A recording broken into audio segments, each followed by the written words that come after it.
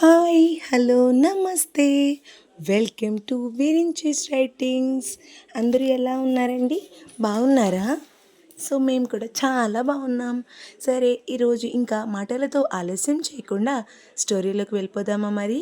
Okay, ఈరోజు story ప్రేమ సంఘర్షణ season 2 episode 61.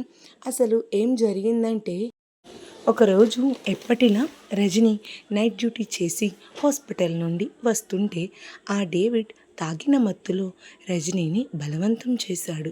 తరువాత కూడా వాడు అక్కని వదలకుండా పెళ్లి చేసుకుంటా అని తాగిన మత్తులో అలా జరిగిపోయింది, నన్ను క్షమించు అని అన్నాడు. సర్లే పాపమని మెడలో తాళి కట్టి కాశ్మీర్లో కొన్నాళ్ళు కాపురం చేశాడు. డేవిడ్ రజనీ అక్క మెడలో తాళి కట్టేపాటికే ఇక్కడ ఉదయ్ వాళ్ళ తల్లి సుమ నిండు గర్భిణి. మను కన్నా ఉదయ్ 10 నెలలు పెద్దవాడు. ఉదయ్ తల్లి సుమ. ఆవిడ డేవిడ్ని ప్రేమించి ఇంట్లో వాళ్ళకి ఇష్టం లేకపోయినా డేవిడ్ దగ్గరికి వచ్చేసింది. రజనీకి సుమాకి ఇద్దరికి ఒకరి గురించి ఒకరికి తెలియకుండా, ఎవరికి అనుమానం రాకుండా ఈ డేవిడ్ రజనీనేమో కాశ్మీర్లో, సుమనేమో ముంబైలో ఉంచి బిజినెస్ పేరుతో ఇద్దరినీ నమ్మించి మోసం చేసేవాడు. అలా కరెక్ట్గా 10 సంవత్సరాలు ఇద్దరికీ తెలియకుండానే ఒకరిని కాశ్మీర్లో, ఒకరిని ముంబైలో ఉంచాడు. 10 సంవత్సరాలు వాడి ఆటలు బాగా సాగాయి. కానీ ఒకరోజు సుమ వాళ్ళ బంధువులతో అనుకోకుండా కాశ్మీర్లో పెళ్ళికి వచ్చింది. అదే రోజున మాఫియా డాన్ డేవిడ్ అని బాహ్య ప్రపంచానికి తెలిసింది. కాశ్మీర్లో జనాలంతా డేవిడ్తో పాటు తన కుటుంబ సభ్యులైన రజని, మనోహర్కి, అప్పుడు పాపం సరిగ్గా మనుకి 10 సంవత్సరాలు, ఇద్దరిని రాళ్లతో కొట్టడం సుమ కంట్లో ఆ దృశ్యం పడింది.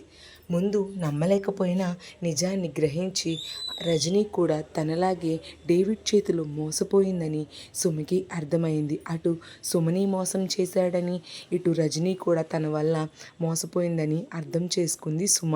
ఆ జనాల దాడి నుండి రజనీని, మనోహర్ని సుమనే కాపాడింది. డేవిడ్ని పోలీసులు పట్టుకుపోయారు. డేవిడ్ నిజస్వరూపం తెలుసుకున్న రజనీ, సుమ ఇద్దరూ కూడా నమ్మలేకపోయారు. ఇంకా సుమ అయితే చాలా బాధపడిపోయింది. తన వాళ్ళను కాదనుకుని వచ్చేసి మరీ పెళ్లి చేసుకున్న సుమ ఆ నిజాన్ని జీర్ణించుకోలేక ఇంకా ఏం చేయాలో అర్థం కాక ఉదయ్ని పిల్లలు లేని తన అన్నయ్యకి పెంచుకోవడానికి ఇచ్చేసి తను ప్రాణాలు వదిలేసింది. ఉదయ్ వాళ్ళ మావయ్య తన తల్లి యాక్సిడెంట్లో చనిపోయిందని చెప్పారు ఉదయ్కి. మాఫియా ప్రపంచానికి డేవిడ్ భార్య, పిల్లాడుగా తెలిసిన రజనీ వాళ్ళ జీవితం కొన్నాళ్ళు నిందలతో మోయాల్సి వచ్చింది. రజనీ కాశ్మీర్ ప్రభుత్వ హాస్పిటల్లో ఉద్యోగం వల్ల ఆ ఊరిని వదలలేకపోయింది. ఆ నిందల మధ్య పిల్లాడిని పెంచడం ఇష్టం లేక 10 సంవత్సరాలు వయసు ఉన్న మనుని నా దగ్గరే పెంచమని అడిగింది. కానీ మను సెలవు వచ్చినప్పుడల్లా కాశ్మీర్ వెళ్ళేవాడు వాళ్ళ అమ్మని చూడటానికి. ఇది సంధ్య మను యొక్క జీవితంలో, వాళ్ళ అమ్మగారి యొక్క జీవితంలో మర్చిపోలేని ఒక సంఘటన. అసలు ఇంత జరిగిన సంధ్య జరిగినది మను గుండెల్లో తన తండ్రి వల్లే వాళ్ళ జీవితాలు ఇలా నాశనమైపోయాయి అని, అలాంటి వాడిని ఊరికే వదలకూడదని కావాలని పంతంగా ఎలా అయినా తన తల్లికి న్యాయం జరిగించాలని పోలీస్ అయ్యాడమ్మ వాడు. కానీ ఆ విషయం రజనీ అక్కకి చాలా రోజుల వరకు తెలియనివ్వలేదు వాడు. ఎందుకంటే మనుని గొడవలకి చాలా దూరంగా పెంచాలని రజనీ అక్క ఆశపడింది. రజనీ అక్కకి మను పోలీస్ ఆఫీసర్ అని, నువ్వు అప్పుడు కాశ్మీర్ వెళ్ళాకే టెర్రరిస్ట్ అటాక్ జరిగింది కదా, సో ఆ టెర్రరిస్ట్ అటాక్ జరిగాక మను పోలీస్ అని రజనీ అక్కకి తెలిసింది. మను పోలీస్ అయ్యాక తెలిసింది తనకి డేవిడ్ చేసే డ్రగ్స్, అమ్మాయిల బిజినెస్, మొత్తం వీటంతా కూడా వీడి అమ్మాయిల బిజినెస్కి సౌత్ ఇండియాలో పార్ట్నర్స్ ధనుంజయ్, సంజయ్. డేవిడ్ చేసే వ్యాపారాలు, డ్రగ్స్, స్టూడెంట్స్కి ఎడిక్ట్ చేసే పనిలో భాగంగా వైజాగ్లో డ్రగ్స్ అందుకునేది ఉదయ్. అలా ఉదయ్, డేవిడ్ తండ్రి కొడుకులు అని ఒకరి గురించి ఒకరు తెలుసుకున్నారు. అనే విషయం తెలిసింది. ఉదయ్ కూడా డేవిడ్ కోసం మధ్య మధ్యలో కాశ్మీర్ వస్తూ ఉండేవాడు. అందుకే వాళ్ళ ఇద్దరిని కలిసి ఒకేసారి పట్టించి సాక్ష్యాలతో చట్టానికి అప్పచెప్పాలి అని అనుకునేవాడమ్మ మను. కరెక్ట్గా మను యొక్క ధ్యేయం అంతా పూర్తవుతుంది అని అనుకునే సమయంలో సడన్గా అక్కడికి కాశ్మీర్ రావడం, పైగా వాళ్ళేమో మా రమ్యని అడ్డు పెట్టుకుని ఆ సంజయ్ వాళ్ళు తనని అడ్డు పెట్టుకుని బ్లాస్ట్ చేయించడం, ఇవన్నీ ఇంకా తర్వాత జరిగిందంతా నీకు తెలుసు కదా అని చెప్పడం ముగించారు ఆవిడ. మనోహర్ వెనుక ఎంత విషాదగతం ఉందా అని మనసులో అనుకుంది సంధ్య. అవునా ఆంటీ, తర్వాత మీరు చెప్పింది నాకు తెలుసు అని అంది సంధ్య. అవునమ్మా, ఒక తాగుబోతు వల్లే తన తల్లి జీవితం నాశనం అయిందని మనోహర్కి తాగుడు అన్నా తాగే వాళ్ళన్నా అసహ్యమమ్మా. అందుకే ట్రైనింగ్లో మందు తాగినా అది అలవాటుగా మారలేదు మనోకి అని చెప్పారు ఆవిడ. సంధ్య మనో పిన్నిని హత్తుకుని తన గురించి ఏమీ తెలియక నేను పిచ్చిదానిలాగా మనోని చాలా బాధ పెట్టాను ఆంటీ. నిజంగా ఇప్పుడు తనని ఎందుకు ఇంత బాధ పెట్టాను అని చాలా బాధపడుతున్నా అని ఆవిడతో చెప్పి ఆవిడని వదిలి థ్యాంక్స్ ఆంటీ ఈ విషయాలన్నీ చెప్పినందుకు అని ఇంకా ఆవిడతో ఏమీ మాట్లాడకుండా ఆలోచిస్తూ అక్కడి నుండి వెళ్ళిపోయింది సంధ్య. అలా ఆలోచిస్తూ సంధ్య తన రూమ్లోకి వెళ్ళేటప్పటికీ మనోహర్ ఫ్రెష్ అయ్యి వచ్చి అద్దం ముందు రెడీ అవుతూ ఉన్నాడు. ఈలోపు సంధ్య లోపలికి వచ్చి రెడీ అవుతున్న మనోహర్ని ఓ అరగంట చూస్తూ షెల్ఫ్లో ఉన్న బట్టలు తీసుకుని ఫ్రెష్ అవ్వడానికి వాష్రూమ్లోకి వెళ్తున్న సంధ్యని చెయ్యి పట్టుకుని ఆపాడు. ఏంటి అన్నట్టు చూసింది సంధ్య. మనోహర్ సంధ్య చేతిని వదిలేసి సంధ్యకి దగ్గరికి జరిగి అలా చూస్తున్నావు ఏంటి, ఇప్పుడు నేనేం చేశాను, ఓ ఓరకంట చూస్తున్నావు అని కళ్ళెగరేసి అడిగాడు. సంధ్య తన మనసులో ఈ పోలీస్ బుద్ధుడికి ముందు వెనుక కూడా కళ్ళున్నట్టున్నాయి, అయినా చూశాను అని తెలిసిన వాడికి ఎందుకో చూశాను అర్థం కాలేదా, ఎందుకు చూస్తున్నానో కూడా అర్థం చేసుకోవట్లేదు, ఈ బుద్ధ అవతారానికి ఎలా చెప్పాలో ఏంటో నా ప్రేమ అని మనసులో అనుకుంటూ కళ్ళు రెండు టపటపలాడిస్తూ మనోని చూస్తూ ఉంది. ఎందుకు చూస్తున్నావంటే క్యూట్ బాబీ డాల్లా అలానే చూస్తున్నావు ఏంటి అని అంటూ వదిలేసిన సంధ్య మోచేతిని పట్టుకుని దగ్గరికి లాక్కుంటూ అడిగాడు మను. సంధ్యకి కంగారు పుట్టి కనుగుడ్లు గుండ్రంగా అటు ఇటు తిప్పి అన్నయ్య ఎప్పుడొచ్చావు అంది తల పక్కకి తిప్పి. కావాలని అంది జితేంద్ర వచ్చినట్టు రాకపోయినా కావాలని మనోదృష్టిని మార్పించడానికి సంధ్య అన్నయ్య అనగానే ఇంకా మనోహర్ సంధ్యని వదిలేయగానే అబ్బా ఆచితూచి అయిందా అని వెంటనే సంధ్య వాష్రూమ్లోకి తుర్రుమని వెళ్ళిపోయింది. మనోహర్ తల పక్కకి తిప్పి చూసేసరికి ఎవ్వరూ లేకపోవడంతో సంధ్య కావాలని చెప్పింది అని అర్థమయ్యి తన చిలిపి పనులకి తనలో తానే నవ్వుకొని మళ్ళీ రెడీ అవ్వడంలో మునిగిపోయాడు. అలా సంధ్య ఫ్రెష్ అయ్యి వచ్చాక సంధ్య అలాగే మిగిలిన వాళ్ళు అందరూ కూడా రెడీ అయ్యి మేఘన వాళ్ళ ఇంటికి బయలుదేరారు. సో కారులో అందరూ కూడా మేఘన వాళ్ళ ఇంటికి వెళ్ళారు.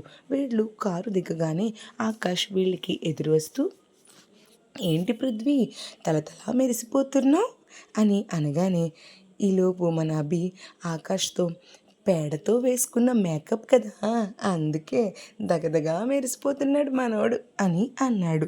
పృథ్వీ ఇంకా మనోహర్ వైపు గుర్రుగా చూసి అప్పుడే చెప్పేశావేంట్రా అని అడిగాడు. నేను కాదు అని అన్నాడు మనోహర్. మరి నువ్వు కాకపోతే ఇంకెవరు చెప్తారు అని అన్నాడు పృథ్వీ. ఈలోపు నేనే చెప్పాను పృథ్వీ అన్నయ్య, ఇందాకే ఎక్కడి వరకు వచ్చారు అని మ్యాగీ వదిన ఫోన్ చేస్తే మాట్లాడుతూ అలా ఫ్లోలో నీ గురించి కూడా చెప్పేశాను అని అంది సంధ్య. ఇంటర్నెట్ అయినా సిగ్నల్ ప్రాబ్లం వలన ఇన్ఫర్మేషన్ ఆగిపోతుందేమో కానీ ఇలా అంటున్నానని ఏమనుకోకమ్మా, మీ లేడీస్ ఉన్నారే ఎలాంటి వైఫై కూడా అవసరం లేదు, అసలు 3G 4G 5G ఇంక ఇవేమీ కాదు, మీది 15G స్పీడ్తో ఇన్ఫర్మేషన్ చిటిక వేసి ఆ చిటిక సౌండ్ కూడా రాదు, ఆ చిటిక కంప్లీట్ అయ్యేలోపు ఇన్ఫర్మేషన్ని పాస్ చేసేస్తారే అని అన్నాడు పృథ్వీ సంధ్యని గుర్రుగా చూస్తూ. పృథ్వీ మాటలకి అందరూ నవ్వేస్తూ లోపలికి వెళ్ళారు. లోపలికి వెళ్ళి ఇంకా ఎవరి పొజిషన్లో వాళ్ళు కూర్చుని వర్క్ స్టార్ట్ చేశారు. కాసేపు అయ్యాక సిస్టంలో తలను దూచిన సంధ్య తల పైకెత్తి సిస్టంలో తలను దూచి సైలెంట్గా వర్క్ చేసుకుంటున్న అందరినీ చూసి, అమ్మో హలో ఎక్స్క్యూజ్ మీ, ఎంత సైలెన్సా, నేను భరించలేకపోతున్నాను బాబోయ్, ఇదేమన్నా లైబ్రరీయా అని గట్టిగా అరిచింది. సంధ్య అరుపుకి అభి ఉలిక్కిపడి చేతితో వీపు మీద కొట్టుకుంటూ, తూతూ ఏంటమ్మా బాబు అంత గట్టిగా అరిచావు అని అనుకుని ఒక్కసారిగా అలా అరిచావేంటి సంధ్య అని అడిగాడు అభి. హీ అని పళ్ళెక్కిలించి, అయినా మీరేంటి ఇంత సైలెంట్గా ఉన్నారు, నేను మా కాలేజ్ లైబ్రరీలోనే ఎప్పుడూ సైలెంట్గా లేను, అటువంటిది ఇప్పుడెందుకు ఉంటాను, పైగా మీరందరూనేమో ఏదో సిన్సియర్ వర్కహాలిక్స్ అయినట్టు, నేనేమో ఏమీ కానట్టు, అమ్మో అంతలా చేస్తున్నారేంటి వర్క్ అని అంది సంధ్య. ఇప్పుడు ఏమంటావు, వర్క్ ఆపేసి మనమందరం ఇప్పుడు పాడుతా తీయగా లేదా డి ఇలాంటి ప్రోగ్రామ్స్ చేద్దామంటావా ఏంటి అని అడిగింది తన్వి. అనుకున్నవి అనుకున్నట్టు జరిగితే ఈలోపు మనం లేక శ్రీకర్ల పెళ్లి సంగీతలో దుమ్ము దులుపుదాం అని అంది సంధ్య. మండపంలో దుమ్ముని దులుపుతావా ఏంటి చెల్లి అని అడిగాడు పృథ్వీ. నువ్వైతే అదే దులుపుతావులే కానీ నేనైతే అలా చేయనులే అని అంది సంధ్య. ఇప్పుడు ఏం చెప్పాలి అని అనుకుంటుంది. ఏంటంటే వినండి, ఆ ఉదయ్ సంజయ్ల విషయంలో మనం తీసుకోవాల్సిన నెక్స్ట్ స్టెప్ గురించి. ఎన్నాళ్ళు ఇలా మనం కామ్గా ఉండాలి? ఈ పోలీస్ బుద్ధుడు ఆపరేషన్స్ ప్లాన్ చేసి మరీ పృథ్వీని అరవింద్ని వైజాగ్ పంపాడు. రిజల్ట్ ఏం కనిపించింది మనకి చెప్పండి అని అంది సంధ్య. సంధ్య మాటలకి అభి పృథ్వీ వాళ్ళు షాక్ అయ్యి, నీకు ఈ నిజాలు ఎప్పుడు తెలుసాయమ్మ తల్లి, అన్ని నిజాలు తెలిసిపోతున్నాయి ఏంటి నీకు ఈ మధ్య అని అడిగారు ఇద్దరు ఒకేసారి, అభి పృథ్వీ కూడా. ఆకాష్ సంధ్యని సీరియస్గా చూశాడు. అసలు నిజం మనో చెప్పాడు. తర్వాత పృథ్వీ తన ఫ్యాన్స్ని కలవడానికి వెళ్ళిన విషయం నాకు తన్వి చెప్పింది. మీరు దాచిన తన్వి మనో దాయలేదులే, నాకు చెప్పింది. తన్వి కూడా ఇందాక వస్తున్నప్పుడే కారులో చెప్పింది అని అంది సంధ్య.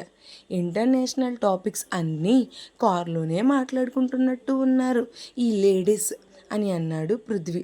ఈలోపు అరవింద్ అన్న మాట విన్న మ్యాగీ, అరవింద్ ఏంటి సంధ్య అని అడిగింది మేఘన అడిగాక గమనించింది సంధ్య.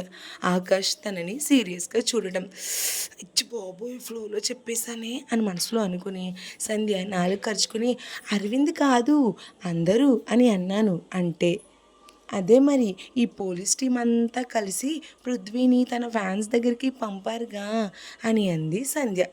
సంధ్య నువ్వు కవర్ చేయక సంధ్య అని మేఘన సంధ్యతో అని, ఆకాష్ నిజం చెప్తావా లేదా నాకు, అరవింద్ ఏంటి మా తమ్ముడి పేరు ఎందుకన్నారు అని అడిగింది మేఘన. మరి అరవింద్ సీక్రెట్ ఇన్ఫార్మర్గా చేస్తున్నాడనే విషయం ఆకాష్ మేఘనాకి చెప్తాడా లేదా? మరి మన సంధ్య ఈ ఉదయ్ని పట్టించడానికి ఏం ప్లాన్ వేసిందంటారు ఫ్రెండ్స్? గెస్ చేయండి. అలాగే మన ఈ స్టోరీ ఎలా అనిపించిందో నాకు కామెంట్ చేయండి. నెక్స్ట్ ఎపిసోడ్ కోసం నెక్స్ట్ ఎపిసోడ్ అని కామెంట్ చేయండి. మా ఛానల్ పైన ఎప్పుడూ మీ సపోర్ట్ ఎప్పుడు ఇలానే ఉండాలని కోరుకుంటూ thank you so much for watching. ఛానల్ని లైక్ చేయండి, షేర్ చేయండి, సబ్స్క్రైబ్ చేయండి.